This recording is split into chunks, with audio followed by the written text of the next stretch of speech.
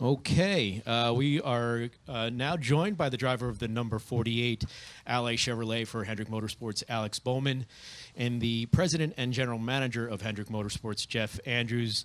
Alex, welcome back. So great to see you at the racetrack. I'm going to open up straight to questions for the media, unless you have something to say, Alex, to open us up. But it's great to see you. Hope you're feeling well. But it's great that we're cleared, and we'll see you back in the 48 next week. Yeah, thank you guys. Good to see all of y'all. It's been a little while, so yeah, we can get straight into questions. I'm good with that. All right. So we have 15 minutes with these gentlemen, so we'll get to as many questions as we can.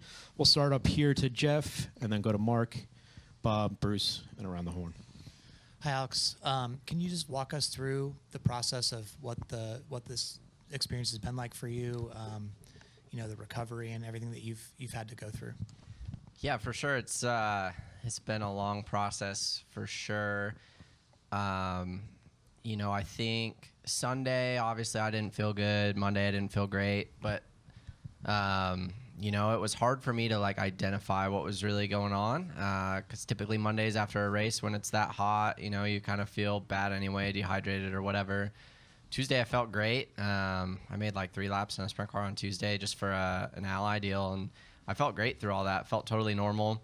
Wednesday I had a crazy busy day, and by the end of the day I was feeling pretty bad and felt really bad in front of screens and stuff like that. So that's when I kind of identified what was going on and went to see the doctors and went from there. But the recovery was definitely different from, I guess, what I would have assumed for concussions. Just I got back into my regular routine of training pretty quickly and just added things for my ocular and vestibular systems just to try to catch them back up. So it was a long process and a couple flights back and forth to Pittsburgh to see the guys up there. But everybody was super helpful. I got more text messages and advice than I knew what to do with, honestly. But I feel 100%. I've been training harder than ever for the last couple weeks, honestly. So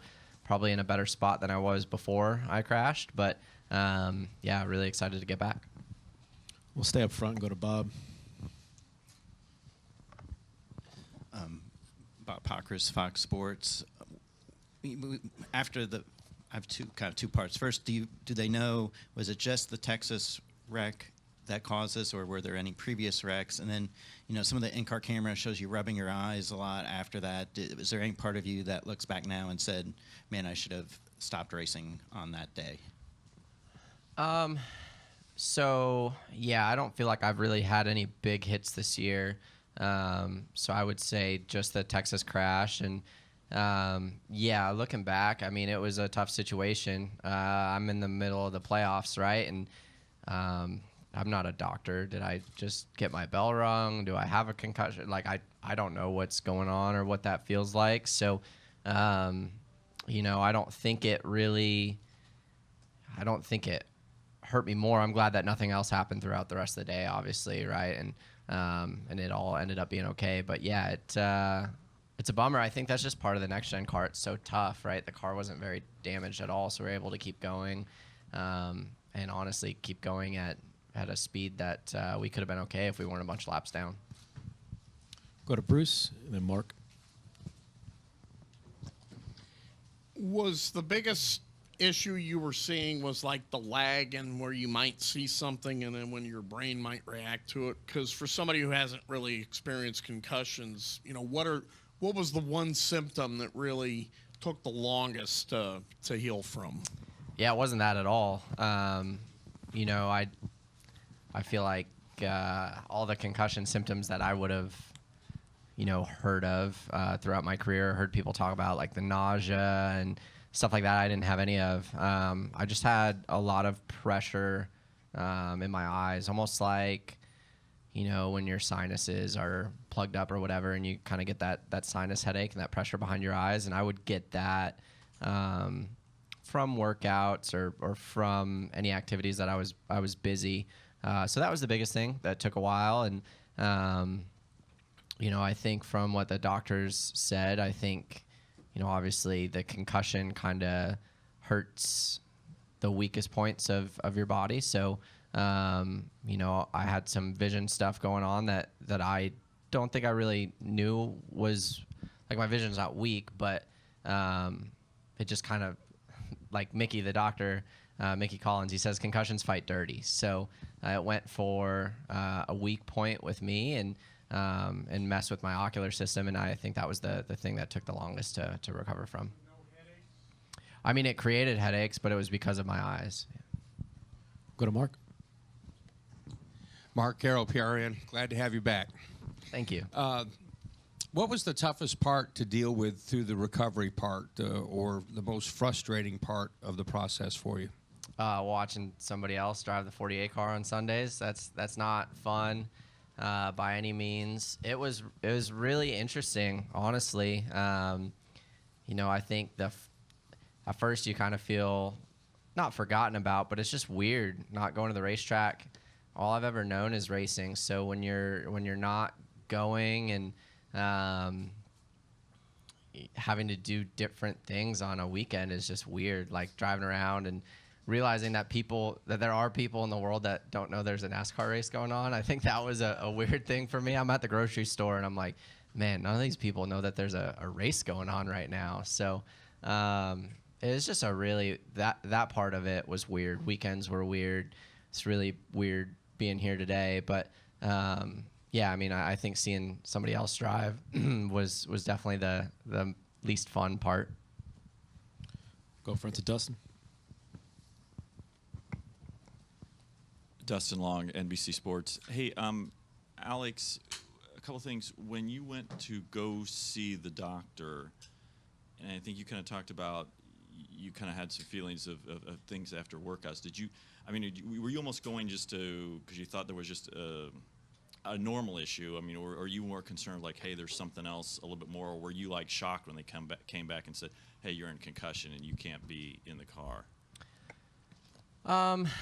I mean, I think I knew that there was a possibility of that, right? Like, I knew what I felt when I crashed at Texas. But the weird thing was, and like the weird thing about concussion timelines is they're never really the same. And by Tuesday, I felt 100%, and I felt totally fine. So, Wednesday, when it kind of hit me by the end of the day that I was hurting and having that pain in my eyes that turned into a headache, that was, in my head, I'm like, that's not normal. I had talked to some others that had been through similar things and kind of gathered the similarities were there. So I knew when I went to the doctor that it was a possibility. And yeah, they definitely identified it pretty quickly. So where will you be for the race today? Are you staying, or why are you even here if weekends are difficult in the sense of to be? I'm here to talk to you guys. Yeah, I don't know. It's gonna be super weird for me, right? Like I'm not. It's not an easy thing to be here and not be in the race car, but I'll probably watch from the pit box and hang out with the guys. It's cool to be back around the team, and I've been around the team throughout the week. I've still been going to all the meetings and hanging out. Chewing Noah out when he brings Big Macs to the team meeting on Monday mornings. So we're working on it, but it's been good to stay plugged in with the race team and to be back at the racetrack today and kind of see the support from the fans and everything has been really cool. So appreciative for the warm welcome, and I'll just be hanging out today, I guess. I don't really know. It's gonna be weird. No, we have several down here. We'll go to the press box, though, for a question, if there is any. Nothing from the press box. We'll stay down here to Al, and then we'll go to Lee. Yeah, Al Pierce from Auto Week. Al Pierce from Auto Week. If Phoenix were not the last race, and if Phoenix were not your hometown, would you be doing this, or would you just wait until February? Yeah, I think for me, having a goal to get back to was important. As far as how hard I've had to work to get to this point, it was pretty difficult. I mean, it was 6 a.m. workouts every day, followed by another 9 a.m. workout every day. I've worked really hard, and I think if I didn't have the possibility to get back this year, it would have been easier to kind of push those things off and not work as hard. But on top of that, the doctors have said that I'm 100%, right? So I think if there was any hesitation there, it would be different. But there was a lot of motivation to get back for a Phoenix race. My last race with Greg as a crew chief, I didn't want to go out how Texas went with Greg. And I don't want to sit all off season questioning it, right? Like I want to get back in the race car. So when the doctor said I was 100%, I trust them. I'm going off of what they say, and I don't think there was any hesitation there, and they said I'm good to go. Go to Lee.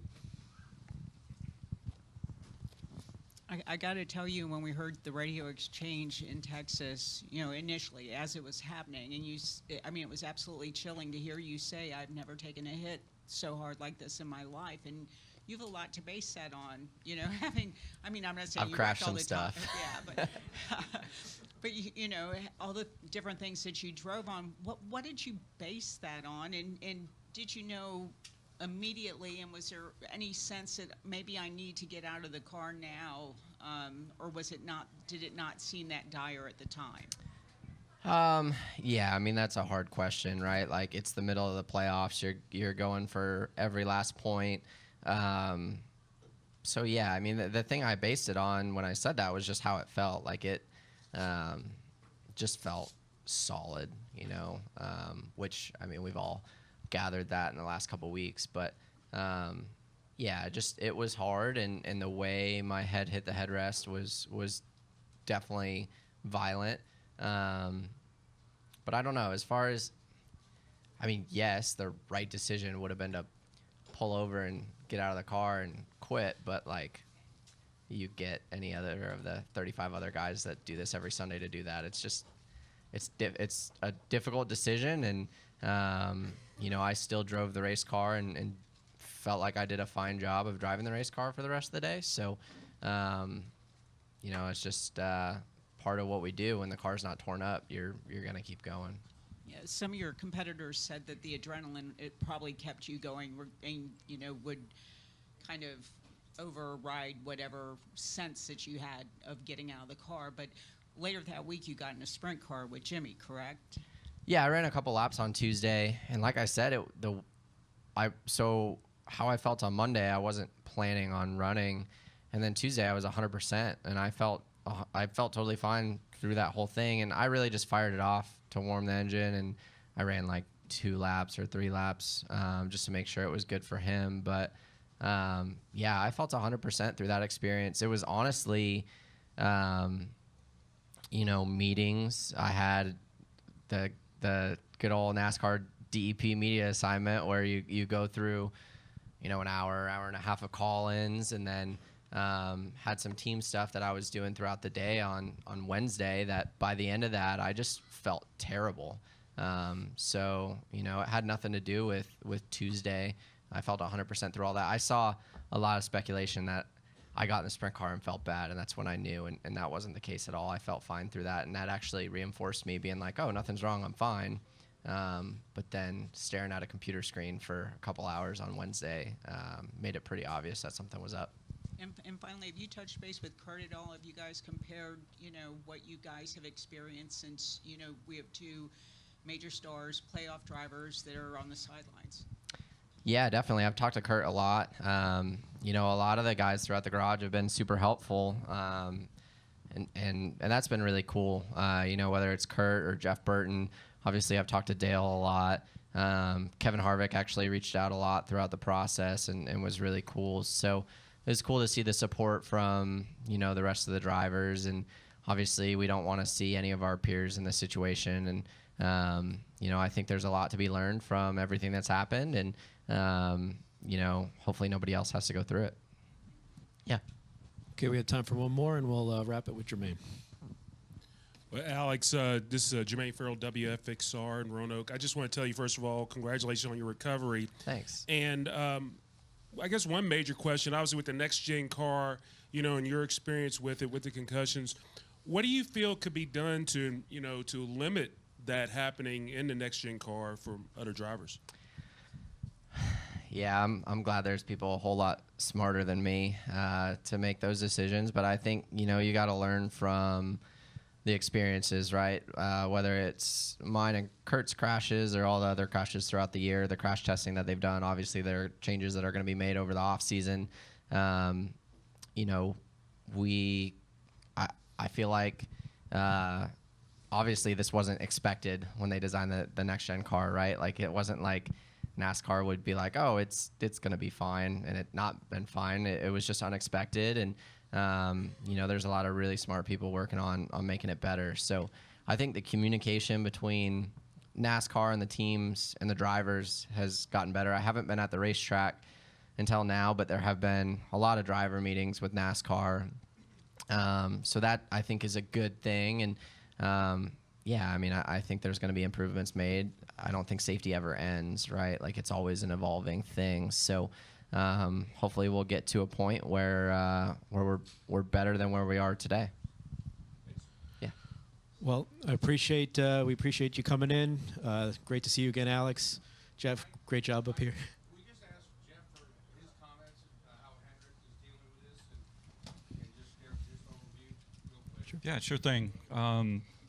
First and foremost, we're happy that to have Alex back here with us this weekend, and proud to have him back with his team again, and looking forward to getting him in a race car again. So I've been really proud of how he's worked through this, and we've been supportive of him, and he's really worked hard to get to this point. So, you know, as we move forward, I think it's important as an industry that, you know, we work together to get to a better solution than where we're at, and NASCAR is working hard on that. We're involved in a lot of meetings and a lot of things going on of you know, where we're headed next year with different parts and pieces, and you know, we as an industry, the most important thing, you know, our people, as Mr. Hendrick will tell us about our own company, but as our industry, we've got to take care of our drivers, and we have to keep them safe out there. Racing is obviously an inherently dangerous sport, but we've got to do as good a job as we can of keeping these guys safe in race cars. So we've definitely got some work to do on that, but that's in process. There will be changes for next year. You know, from our perspective, you know, we're doing all we can with the parts and pieces that we can work with and control right now, which is seats and headrests and different things. And we've already made changes to some of our equipment based on, you know, what happened to Alex in Texas. So again, you know, I just want to say this is Alex's day and his return to the track, and we're so excited to have him back, and can't wait to get him back behind the wheel of the 48 Ally next weekend. And you know, I do want to thank Noah for all that he's done for us in recent weeks, and Chris Rice and everybody at Colleague and working with us, you know, through this time to allow him to be in the 48 car. So those guys really went out of their way to kind of make some stuff happen for us short term. So we're appreciative of that. But yeah, other than that, we're just you know, we're excited to wrap up the season here with Alex and Greg back together for one more time next weekend in Phoenix. I know that means a lot to the both of them, and we're excited to get that underway. So, Excellent. Great way to wrap. Thank you, Jeff. Thank you, Alex. Thanks, Appreciate guys. it. Good luck today.